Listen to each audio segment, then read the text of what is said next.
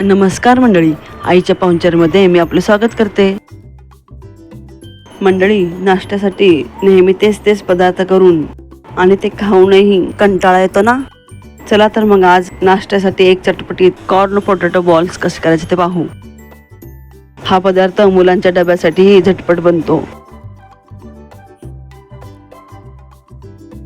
यासाठी 2 ते 3 बटाटे उकडून सोलून घ्यायचे. मंडळी, हे कॉर्न पोटॅटो बॉल्स अगदी झटपट बनतात आणि चवीलाही खूप छान लागतात. असा चटपटीत पदार्थ डब्यात दिल्यास मुले खुश होतील. आता हे बटाटे बारीक खिसणीवर खिसून घ्यायचे. बटाटे छान बारीक खिसून घ्यायचे. कुठेही बटाट्याची फोड राहता कामा नये. आता या खिसलेल्या बटाट्यामध्ये 1 वाटी कॉर्नफ्लोअर घालायचे. चवीनुसार मीठ घालायचे. आता पाणी न घालता बटाटा आणि कॉर्नफ्लॉवरचे मिश्रण छान मिक्स करून हे मिश्रण छान मळून घ्यायचे. मंडळी, मी तुम्हाला आठवण करू इच्छिते की तुम्ही माझ्या चॅनलला पहिल्यांदा व्हिजिट करत असाल तर सबस्क्राईब करायला विसरू नका.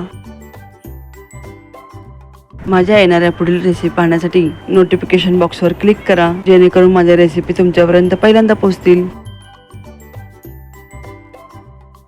आता हे मिश्रण छान मळून झाले आहे. या मिश्रणाचे बॉल करण्यापूर्वी एका भांड्यामध्ये 1 लिटर पाणी आणि 1 चमचा तूप घालून उकळण्यास ठेवावे. हे पोटॅटो बॉल करण्यापूर्वी हाताला थोडेसे तेल लावून घ्यायचे. आता बटाट्याच्या मिश्रणाचे छोटे छोटे बॉल करून घ्यायचे. हे बॉल जास्त मोठे करू नये, कारण ते उकडताना फुलून मोठे होतात. म्हणून छोटे छोटे बॉल करून घ्यायचे. मंडळी, तुम्हाला माझ्याकडून कोणत्या शाकाहारी रेसिपी पाहाव्यास आवडतील हे मला कमेंटद्वारे नक्की कळवा. आता हे कॉर्न पोटॅटो बॉल तयार झाले आहेत. पाण्यालाही छान उकळी फुटली आहे. आता या पाण्यात तयार केलेले कॉर्न पोटॅटो बॉल घालायचे.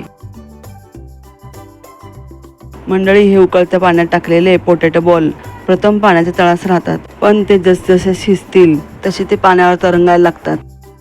हे पोटॅटो बॉल पाण्यावर तरंगू लागल्यावर गाळणीने काढून एका डिशमध्ये थंड करण्यास ठेवावे. पोटॅटो बॉल शिजण्याची प्रक्रिया अगदी 5 मिनिटात होते. मंडळी, हे बॉल थंड झाल्यावर हाताला अजिबात चिकट लागत नाही. आता कढईमध्ये 1 टेबलस्पून तेल गरम करून त्यात हे शिजवून थंड केलेले बॉल घालून हलक्या हाताने 2-3 मिनिटं परतून घ्यायचे.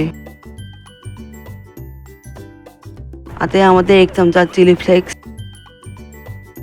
1 चमचा ओरेगानो घालायचा. भरपूर बारीक चिरलेली कोथिंबीर घालायची. 1 चमचा मॅगी मसाला घालायचा.